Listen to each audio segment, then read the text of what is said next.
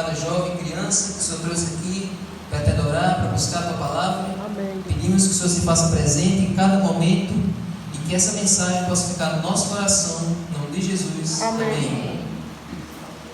Então, gente, antes de ir para a mensagem de hoje, eu queria fazer uma pergunta. Como eu sempre gosto de fazer, para a gente entender melhor, eu gosto de fazer uma pergunta. Quem aqui já passou algum perrengue na vida porque dormiu demais?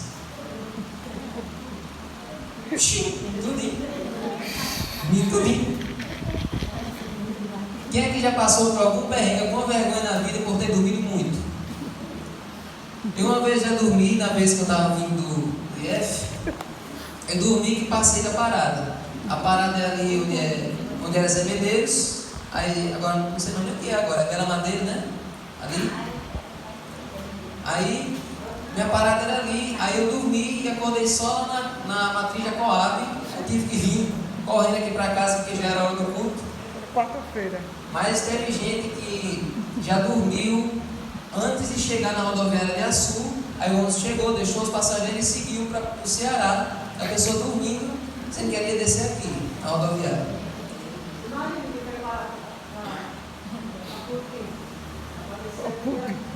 Dia de Natal foi para poder dormir.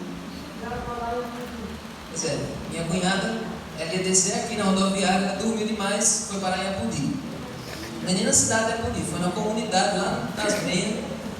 E ela sem saber onde estava, aí teve que se virar nos 30 para poder voltar para cá. E hoje a história que a gente vai ver também está relacionada a sono. Uma pessoa que passou por uma dificuldade, passou por uma situação trágica porque dormiu demais. E essa história, todo mundo aqui pode se identificar, tanto um adulto, quanto um jovem, quanto uma criança. Porque todo mundo já passou por uma situação assim. E no dia a dia, no mundo hoje, existem algumas doenças relacionadas a sono.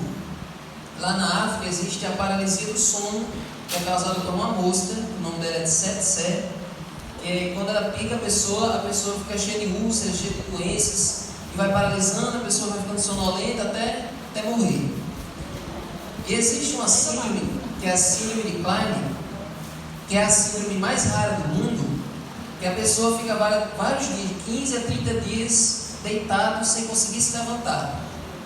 Geralmente acontece entre os adolescentes. Síndrome de Klein-Levin. Será que ela é tão rara assim, hein? Pelo visto não é tão rara assim. E o adolescente ali, o jovem, fica hibernado durante 30 dias. Tem idoso também que fica paralisado, né? Então vamos ver a história de uma pessoa, especificamente de um jovem, que dormiu demais. E isso acabou causando um sério problema para ele. Vamos lá para o livro de Atos capítulo 20. Lembrando que amanhã cedo a gente começa a estudar Atos no Reavivado com sua palavra. Amanhã é Atos 1. Atos capítulo 20. Atos 20, versos de 7 a 12. Que história é essa de uma pessoa que dormiu demais? Quem é que gosta de dormir, na verdade? Todo mundo gosta de dormir, mas dormir demais causa esses problemas, né? Atos 20, verso 7. Atos é o 5º livro do Novo Testamento. Mateus, Marcos, Lucas, João, vem Atos. Atos 20, verso 7. No primeiro dia da semana, no domingo, olha que coincidência, nós nos reunimos a fim de partir o pão. Paulo, que pretendia viajar no dia seguinte, falava aos irmãos e prolongou a mensagem até a meia-noite. Olha que coincidência. A mensagem de Paulo foi no domingo à noite e ele ia viajar no dia seguinte. E ele pregou até a meia-noite. O que vocês acham dessa proposta hoje? Eu vou amanhã, de 6 horas da manhã. O que vocês acham de ficar falando aqui até meia-noite? Tá certo? Ou vocês querem ir para casa dormir? Então Paulo, ele estava querendo viajar no dia seguinte. E essa viagem não era uma viagem qualquer. Essa era uma viagem muito importante para Paulo. ele estava se despedindo daquela igreja, da igreja de Trode, e ele disse o seguinte: a partir dessa viagem eu nunca mais volto, porque daqui eu vou para Roma e em Roma provavelmente eu vou morrer. Então essa era uma viagem de despedida, esse era o culto de despedida. Então por isso que ele pregou até meia-noite. As pessoas ficaram, a igreja com certeza ficou cheia, esse lugar aqui, a igreja com certeza ficou lotada. Os irmãos querem se despedir de Paulo, querendo aproveitar cada segundo enquanto ele estava com eles. E Paulo foi pregando, passou 8 horas, 9 horas, aqui termina perto de 9 horas, né? Aí passou esse período e foi até meia-noite, Paulo falando, as pessoas querendo ouvir cada vez mais.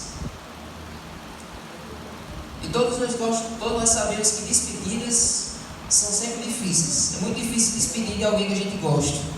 A gente quer sair, mas a gente acaba querendo falar mais, querendo ficar mais perto da pessoa, né? Então Paulo estava nessa situação. Agora olhe o verso 8. Havia muitas lâmpadas no cenáculo onde estávamos reunidos. Quem está escrevendo isso aqui é Lucas. Lucas, que escreveu o Evangelho de Lucas e também o livro de Atos. E ele presenciou essa história aqui. Aqui ele diz que esse lugar estava com muitas lâmpadas. E ele não deu essa informação à toa. Nós vamos ver mais para frente. Agora olha o verso 9. Um jovem chamado Eutico, que estava sentado numa janela, adormecendo profundamente durante a prolongada mensagem de Paulo, vencido pelo sono, caiu do 3º andar abaixo. Quando o levantaram, ele já estava morto. Então olha que história pesada, olha que história trágica. Esse rapaz estava sentado na janela aqui desse lugar. Esse lugar não era uma igreja, era um cenáculo, era um lugar assim que ficava no 3º andar dessa casa, que era onde as pessoas se reuniam para comer e também para fazer cultos. Agora, o que é que a gente pode tirar aqui desse rapaz? Por que ele sentou na janela? Por que ele não ficou junto com os outros ali nas cadeiras, nos bancos, né? Por que ele sentou na janela? E por que ele adormeceu? Porque todo mundo que estava lá ficou acordado a noite toda para se despedir de Paulo. Só que ele sentou na janela e ele pegou no sono. Existem algumas teorias por que ele pegou no sono. Esse detalhe das lâmpadas aqui no verso 8, ele dá uma pista.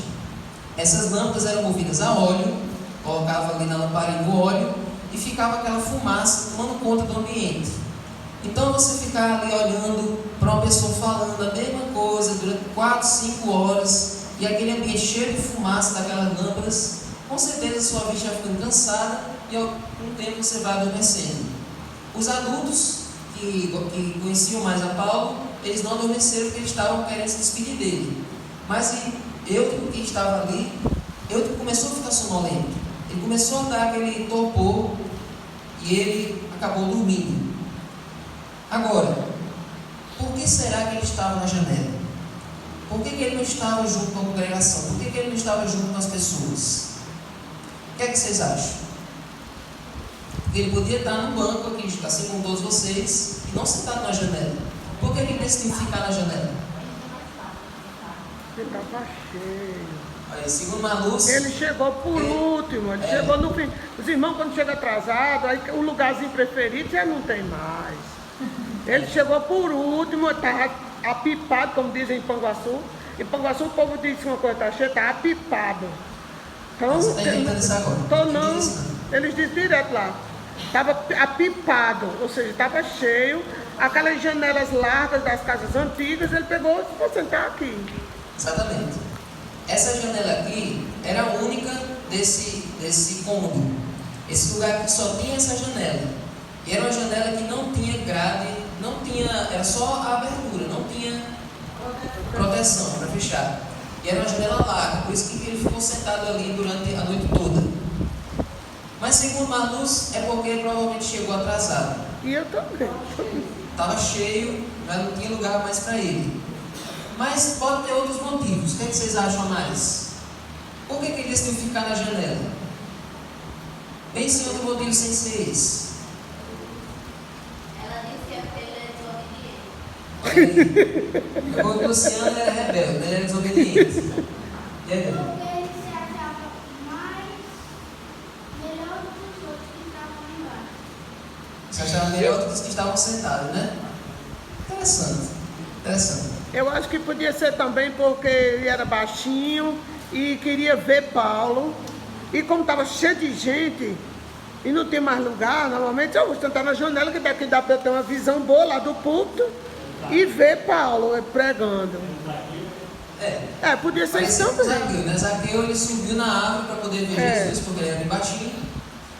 E pode Como ser era um que- cenáculo, podia não ter esse púlpito num lugar mais alto, né? Então Paulo devia estar falando na mesma altura dos outros. Como estava lotado ali de gente, ele sentou na janela para ver o pregador, eu acho.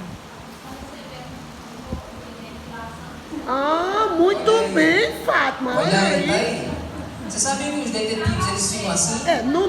Não tinha ventilador, muito bem, Fátima. Poxa, olha aí, Sherlock Holmes. Ó, como eu disse do cenáculo, essa sala aqui só tinha essa janela e a sala estava cheia de fumaça por causa das lâmpadas, por causa das lamparines, então provavelmente ele foi em busca de uma ventilação, né?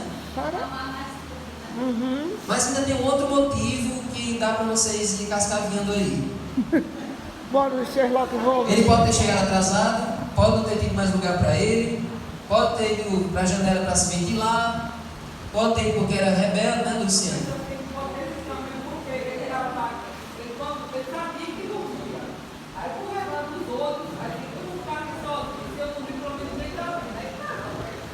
Olha aí, rapaz. Homem, Mas, mãe, olha, conduziu a investigação. Já temos investigadoras aqui. mas é bom que está todo mundo trazendo uma teoria muito interessante, não é? Não é? Ó, Isaac. Próximo detetive. Queria ficar separado, era depressivo, Isaac.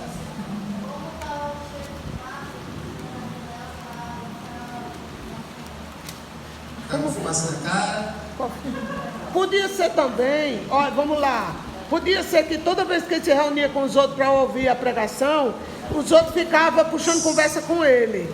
Aí ele disse, eu vou para a janela, porque eu lá na janela ninguém vai puxar conversa comigo. Eu vou poder prestar mais atenção. Não é? Então você é o oposto do Luciano. Luciano é porque ele era rebelde, ele era teimoso, por isso que ele queria ficar na janela. Você é porque ele era bem comportado, queria que ninguém mexesse com ele, né? É. Mas vocês estão fazendo tanta teoria. Mas tem uma que vocês não vão pensar. É um motivo muito óbvio. Ele queria manter a cara da também, porque a gente tem pessoas assim, quer ouvir a palavra, mas não quer ninguém ver, não quer demonstrar que está ouvindo, entendeu? Aí fica meio afastado, sem querer aparecer, entendeu? Porque aí precisa dele, só de longe, observa, mas sem dar muito, sem querer que as pessoas percebam aquela pessoa, né? Valeu, Marlúcio. Será que ele queria? Congresso dos Detetives. Você é a mesma teoria aqui do menino. Davi, tem outra surgindo, outra teoria aqui. Pronto, aqui na igreja, nessa igreja aqui, a gente não tem, a gente organiza, a mamãe sempre organiza para quando o pregador sai, as primeiras filas saem primeiro, as segundas saem depois, para sair todo mundo organizado, né? E aí tem irmãozinho apressado, agoniado, morto de sono, não sei, que quando o pregador sai, que tá aqui na última fila, já corre para a porta, né? Podia ser que eu dissesse assim, eu vou ficar na janela, porque na hora que eu disser amém, eu já saio, já pulo a janela, já estou lá fora. Ah, era mesmo, terceiro andar, não tinha. Tá descartado, tá descartado. Olha, tem um motivo que está na cara assim. Davi quer falar. Talvez é porque ele, do jeito que ele queria ver, ele queria saber e talvez ele também queria escrever. Ele poderia olhar e memorizar, pegar um canetinho e ali e matar no livro. Olha aí, congresso dos Vamos lá, investigadores. eu vou tanger vocês para a ideia que eu quero que vocês tenham. Quem? Quer falar?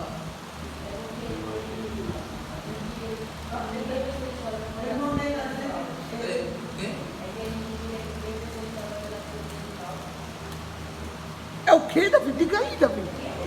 Repita aí, Davi, eu não escutei nada. Ele não queria que ninguém visse ele chorar pela despedida de Paulo. Oh! Ele Rapaz! não queria que ninguém visse ele chorar pela despedida de Paulo.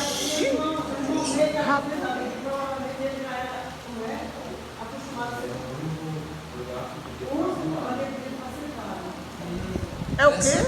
Como foi? Não O entendi. único lugar que ele poderia ficar sentado, já fosse acostumado a sentar ali, né? Mas tudo isso aí é fantástico de pensar. Foi. Essa daí foi. Tá, Aí chegou alguém perto. eu subestimei vocês, não é vocês não. Não. Porque todos vocês estão como se fosse defendendo ele. Mas esse motivo que eu estou pensando, esse motivo que eu estou considerando aqui, ele é muito mais. Ele é óbvio. Mas vou colocar vocês agora no cenário que eu quero que vocês pensem. Você talvez seja o único jovem naquela reunião. Só tem idoso ali, só tem velho. Tem um cara falando ali por 5, 6 horas seguidas. Tá um ambiente chato, tá um ambiente sem graça. E você vai para a janela fazer o quê? Tá ficar olhando para fora. Exatamente. Então, o que ele poderia estar querendo? Espiar o lado de fora. Ele se distrair. Ele ficava ali na janela. Luciano foi o que chegou mais perto. Ele na janela, ele assistiu o que estava dentro e assistiu o que estava fora. Exatamente. Olha aí, quem tá passando na rua, quem tá... Pois é. Ele queria assistir o culto, assistir a mensagem, o que Paulo estava dizendo, mas ao mesmo tempo curiar o que estava acontecendo lá de fora. Né? Então, nisso, entrou a noite inteira, ele nessa situação, e aí ele acabou adormecendo profundamente. Como diz no verso 9. A rua não tinha mais o que dar, todo mundo já tinha ido para casa.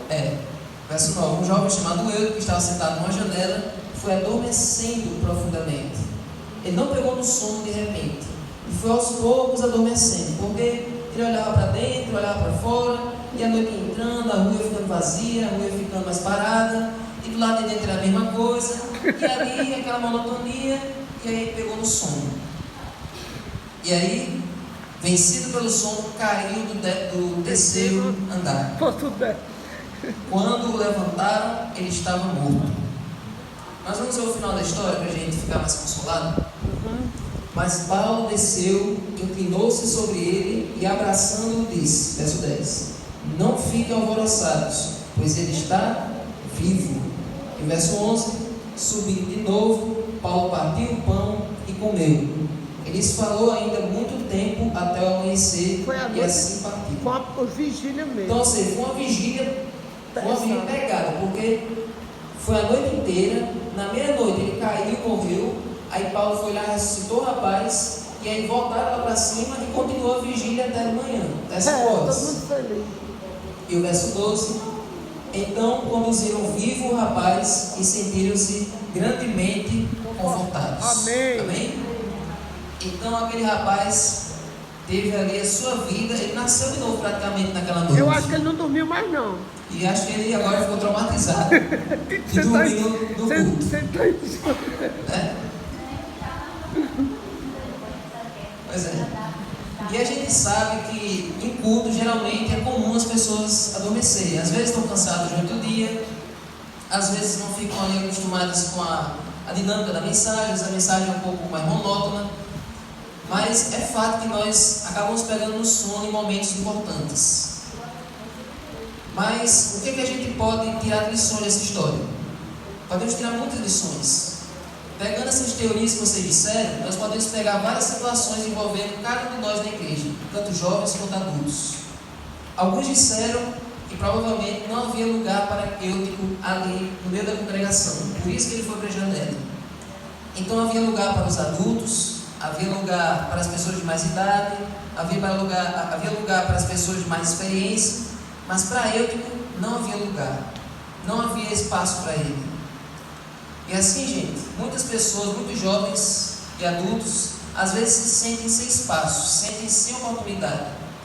pensam que aqui é o lugar para os outros brilharem, para os outros terem seu momento, e ele não tem a chance de demonstrar, não tem a chance de ministrar, de fazer a parte dele.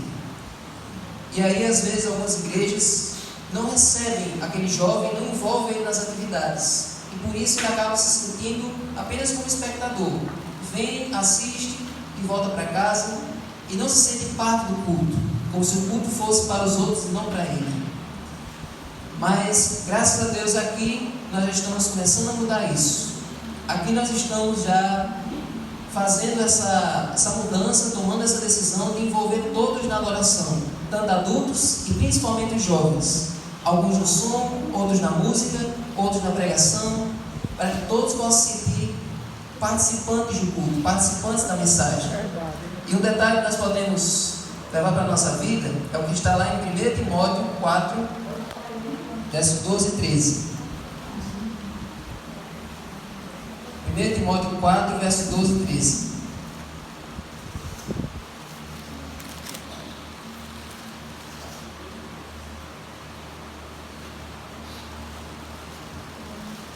Será que por eu ser jovem, por eu ter pouca idade, eu não posso fazer a obra de Deus? Eu não posso ministrar na igreja, não posso pregar o evangelho? Será que a idade ela vai me limitar de fazer o que Deus manda a gente fazer? Vamos ver? 1 Timóteo 4, versos 12 e 13. Aqui Paulo está escrevendo também para um jovem. E esse jovem, Paulo estava transformando ele, estava treinando ele para ser líder de uma igreja. E olha o que Paulo diz. Verso 12 e 13. Ninguém o despreze por você ser jovem. Pelo contrário, seja um exemplo para os fiéis, na palavra, na conduta, no amor, na fé e na pureza. Até a minha chegada, dedique-se à leitura pública das Escrituras, à exortação e ao ensino. Olha que responsabilidade que Paulo deu para Timóteo. Timóteo era jovem, tinha 20 e poucos anos. Mas Paulo estava de partida e ele tinha que deixar alguém liderando aquela igreja. E ele deixou Timóteo. Agora, imagina o peso agora de ter uma igreja para ele liderar, para ele conduzir, ele sendo jovem. Então ele deve ter ficado cheio de incertezas, cheio de dúvidas. E agora, o que é que eu vou fazer? As pessoas idosas não vão me ouvir. Elas vão dizer, você não tem experiência, você tem pouca idade, você não sabe de nada. Mas aí Paulo encorajou ele. Imagine agora você receber o encorajamento direto de Paulo. E vocês talvez não tenham muita ideia de quem é Paulo. Mas Paulo foi o maior pregador da igreja cristã depois de Jesus. Ele foi o maior missionário do cristianismo depois de Jesus. E Paulo capacitou ele e disse, você vai liderar essa igreja. E ninguém não leva em conta as pessoas que zombam de você, que desprezam você por você ser jovem. Você é capaz. Estude a Bíblia, ore e seja um exemplo na palavra para os outros. Seja um exemplo na conduta, que os outros queiram ser como você. Seja um exemplo no amor, que você ame aos outros, ame a sua igreja. Que você seja um exemplo na fé e na pureza. Então, amigos, jovens e adultos, é para a gente ser um exemplo. Deus chama a gente para ser exemplo para todo mundo. Às vezes pode ser um fardo ser exemplo. Às vezes a gente só quer viver a nossa vida e a gente não quer ser testemunho para os outros. Mas quando Deus nos transforma, quando Deus nos muda, é para os outros quererem ser como nós. Então seja um exemplo na palavra, seja um exemplo no amor, seja um exemplo na oração, que os outros sintam vontade de orar assim como você ora, que os outros sintam vontade de vir à igreja assim como você vem, que os outros sintam vontade de ter a mesma fé que você tem, ter a mesma pureza de pensamento que você tem. Você sendo um exemplo, os outros vão vir atrás. Amém? Amém. Outra lição que a gente pode aprender, que é essa lição que eu estava querendo que vocês, essa teoria que eu queria que vocês dissessem, era que provavelmente eu que estava na janela, porque o lado de fora estava mais atrativo que o lado de dentro. O lado de dentro estava aquela monotonia, estava aquele marasmo, e eles parecia que o lado de fora tinha muito mais coisas interessantes que o lado de dentro. Sabe o que a gente pode pegar disso? Sabe o que a gente pode aprender disso? É que para você achar interessante as coisas de Deus, você primeiro precisa achar interessante o próprio Deus. Deus precisa ser interessante para você. Você precisa primeiro gostar de Deus individualmente. E para você gostar de Deus, você precisa conhecer Ele. Então, jovem, você precisa falar com Ele todos os dias, ler a Bíblia todos os dias. Só assim você vai conhecer Ele. E você não precisa de ninguém mandar você fazer isso. Você mesmo tem que ir atrás para que você goste mais dele. Eu não gosto de uma pessoa só porque o outro mandou eu gostar dela. Vocês que têm relacionamentos, você não precisa que ninguém ligue para você dizendo: olha, fale com a sua esposa antes de dormir, fale com o seu marido, abrace ele, ame ele. Ninguém precisa mandar você fazer isso. Você faz porque você gosta, você conhece, você tem essa intimidade. Então, para um jovem achar interessante e atrativo as coisas de Deus, ele precisa já ser amigo intimamente de Deus. Amém? Amém. E aí, é isso que nós devemos ter em mente. E agora, um detalhe que nós nunca podemos esquecer é que a tentação, ela não passa. As tentações, elas sempre vão existir. E na verdade, quanto mais você busca Deus, mais tentações você recebe. Sabia disso? Porque quanto mais você quer se purificar, quanto mais você quer ser mais santo, mais Satanás quer atacar você para fazer você desistir de querer ser santo, de querer ficar parecido com Deus. Você pode olhar isso no exemplo de Jesus. Quando Jesus passou por esses 40 dias no deserto, foi um momento que Satanás atacou ele de todas as formas. Então, quanto mais você tenta chegar perto de Deus, mais Satanás quer tirar você de lá. E aí, quando você sentir que aparentemente está tudo bem, parece que Satanás me esqueceu, parece que Satanás não está mais me tentando, não está mais fazendo nada comigo. Isso é uma situação para a gente estranhar. Porque se você não está sentindo nenhuma tentação, aparentemente Satanás não está fazendo nada com você, é que provavelmente você está do lado dele. Quanto mais ataques a gente recebe, quanto mais tentações a gente sofre, é sinal que a gente está tentando ser santo, está tentando chegar mais perto de Deus. Você não vê, é difícil você ver uma mancha numa camisa preta, porque o preto absorve a sujeira. E numa camisa branca você vê qualquer mancha, qualquer coisa suja que cai nela. Então, quanto mais santo você é, mais tentações você recebe.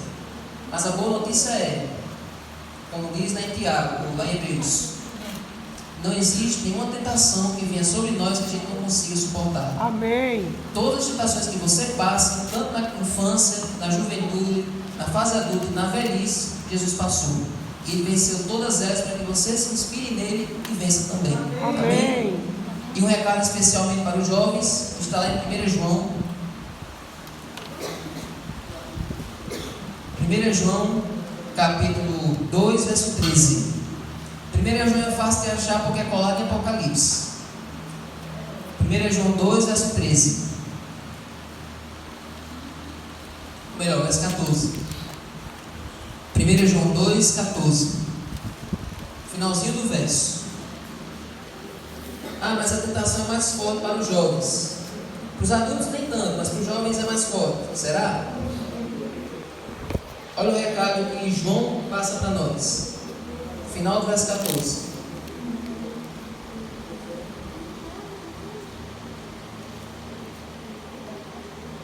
Vamos ler? Filhinhos, escrevi a vocês porque vocês conhecem o Pai. Pais, escrevi a vocês porque conhecem aquele que existe desde o princípio. Jovens, escrevi a vocês porque são fortes e a palavra de Deus permanece em vocês. E vocês já venceram o maligno. Amém. Então a vitória Deus já deu. Vocês já venceram Satanás, vocês já venceram o maligno. Então, com essa certeza da vitória, nós podemos enfrentar qualquer tentação. A tentação, ela nunca vai mostrar o lado ruim do pecado. Sabiam disso? Toda vez que a tentação vem, ela só vai mostrar o lado bom, o lado prazeroso, o lado legal. Não vai mostrar as consequências negativas que vêm depois. Então, por isso, é importante a gente se pegar com Deus e conhecer a Bíblia para a gente não cair nisso. Certo? E um detalhe muito importante. Provavelmente eu estava na janela, achando aquilo tudo muito chato, porque talvez a mensagem não agradasse muito ele. A mensagem não fosse a que ele queria ouvir. Mas a mensagem que faz mais bem para a gente é a que a gente quer ouvir ou a que a gente precisa ouvir? Precisa ouvir. Exatamente. Vamos voltar lá para Timóteo? 2 Timóteo 4, verso 3.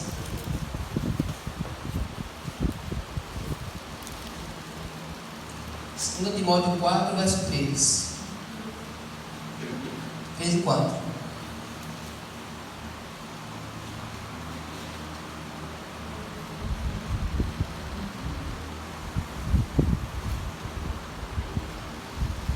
Segundo Timóteo 4, verso 3 e 4. Pois virá o tempo em que não suportarão a sã doutrina. Pelo contrário, se rodearão de mestres segundo as suas próprias cobiças, como que seguindo coceira nos ouvidos. Eles se recusarão a dar ouvidos à verdade, entregando-se às fábulas. Sabia que tem muita gente que prefere ouvir uma mensagem mais confortável? Muitos jovens e adultos que querem ouvir uma mensagem confortável, uma mensagem que acaricia o seu ego, acaricia o que ele gosta de ouvir, mas não está preparado para uma mensagem que leve ele a se arrepender. Isso é uma coisa que todos nós devemos mudar. Devemos nos acostumar a ouvir mensagens que levem a gente a mudar de vida, que levem a gente a se converter, que levem a gente a deixar o pecado. Quando Davi pecou, ele passou muito tempo ocultando o pecado dele. Ele passou muito tempo dizendo para ele mesmo: não, está tudo bem, eu sou o rei, eu fiz isso, mas para mim está bom, não vai acontecer nada comigo. Ele mesmo ficou se confortando com o seu pecado. Mas aí foi preciso Deus mandar Natan chegar nele e dizer: olha, você pecador, você matou aquele soldado para ficar com a esposa dele, mentiu e tirou a vida de um homem justo. Por causa disso você vai sofrer consequências pro resto da vida. Somente depois da mensagem de Natan, Davi se arrependeu e mudou de vida. Então, amigos, jovens e adultos, quando seu pai, quando sua mãe, quando o professor chamar a sua atenção, leve isso para o resto da sua vida. Porque as mensagens, os ensinamentos que você ouve, que sacodem você, são aqueles que vão mudar você para sempre. Um elogio passa. Um elogio é hoje e não é amanhã. Uma mensagem: você foi muito bem, você foi muito bom, isso aí com o tempo passa. Mas às vezes um puxão de orelha, às vezes um chamado de atenção transforma você em um homem, transforma você em uma mulher, transforma você em alguém que vai ser importante, que vai ser bem sucedido com o resto da vida. E na vida cristã é do mesmo jeito. Uma mensagem como essa, uma história como essa de Eutico, pode ser um divisor de águas na vida de cada um aqui. Amém? Amém. Então, amigos, eu não sei quem aqui pode estar dormindo como Eutico. Não literalmente, mas espiritualmente. Eu não sei aqui quem pode estar dormindo, mas a boa notícia é que você pode acordar ainda. Amém. Você ainda pode ser ressuscitado. Você pode ter dormido tanto que acabou ficando morto, assim como eu. Mas assim como aconteceu com ele, Deus pode ressuscitar você enquanto é tempo. Amém. E vamos ler agora o último verso que está lá em Romanos 13. Romanos 13, verso 11 e 12.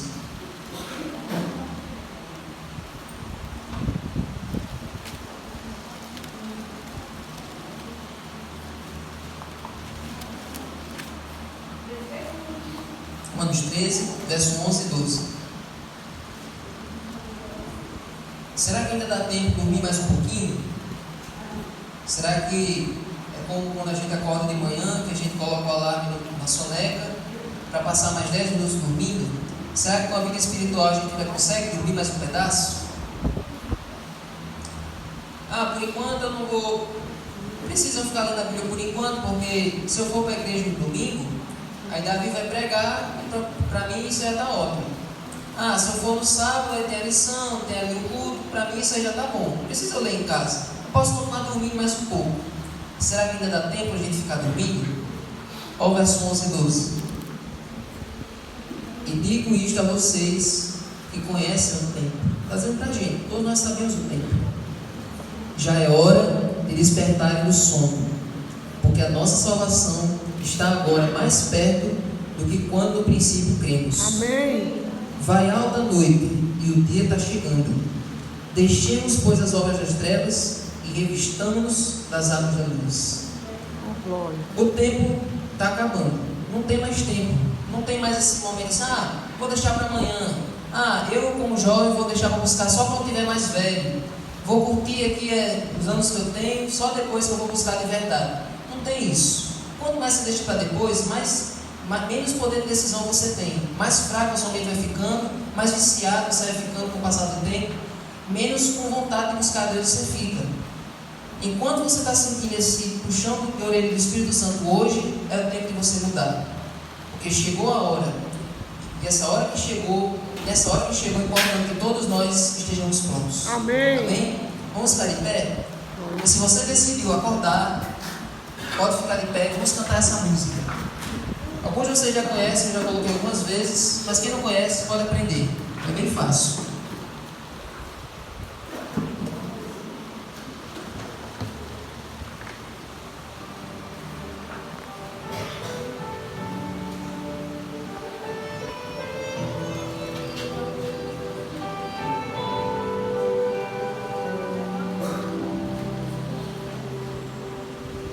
Mais importante que sonhar é entender teus planos, teus sonhos realizar.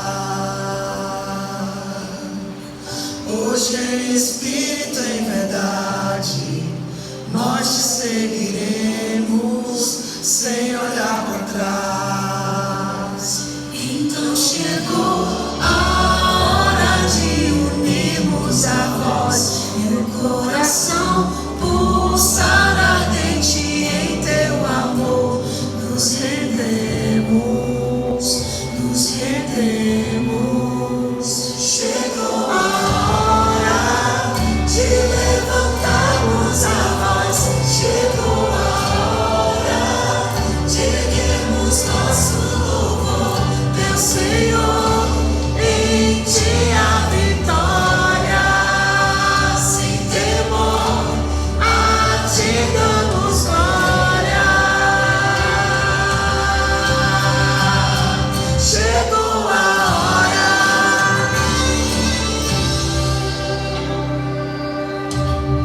Deixamos tudo para trás. Temos novo rumo, verdadeira paz. E não podemos nos calar. O Evangelho ao mundo devemos proclamar. Então chegou a hora de viver a missão e sem temor levar ao mundo o teu amor. Sem demora, sem demora. Chegou a hora de levantarmos a voz. Chegou a hora de erguermos nosso louvor, teu Senhor, em ti a vitória. Sem temor, a ti damos glória.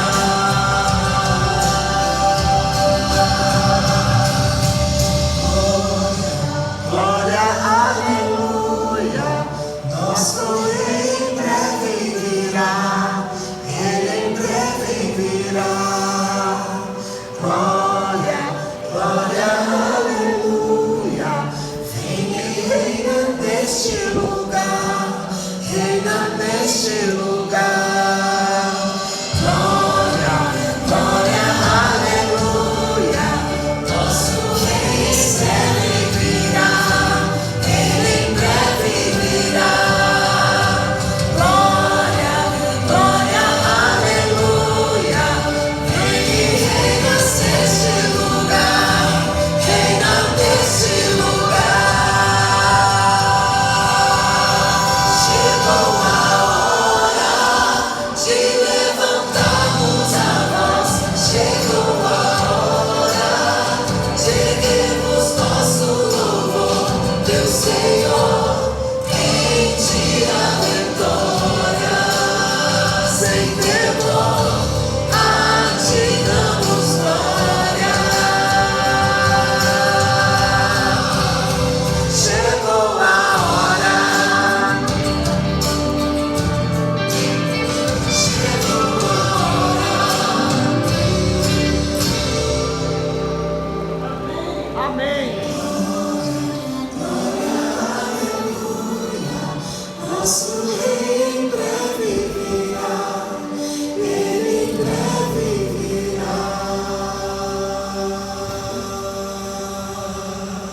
Amém. Amém. Senhor Deus e Senhor, estamos reconhecendo que a hora já chegou. Sim. E aqui, Senhor, temos adoradores de todas as idades, em espírito e em verdade, Amém. querendo acordar. Amém, Senhor. Que todos aqueles que estão dormindo, que todos aqueles que ainda estão com a preguiça que o pecado colocou em nós, que hoje o Senhor possa nos ressuscitar. Amém, Senhor. Assim como o Senhor, através de Paulo, ressuscitou eu, ressuscita cada um de nós aqui. Amém, Senhor. Para que possamos entender que o tempo já não tem mais tempo, não tem mais momento para a gente ficar parado. É Verdade. momento de anunciar, é momento de levar outros a te conhecer. Sim, Deus. Então, seja aqui onde nós estamos trabalhando, aqui no Eliseu, seja em Feliz Açu, em qualquer lugar onde esses jovens e adultos estejam, que possamos ser luz e testemunho para eles. Amém, Deus. Porque o Senhor breve virá, e todo mundo aqui, Senhor, quer estar no dia que o Senhor voltar. Verdade, Deus. Fica conosco, leva-nos em paz para casa, em nome de Jesus. Amém.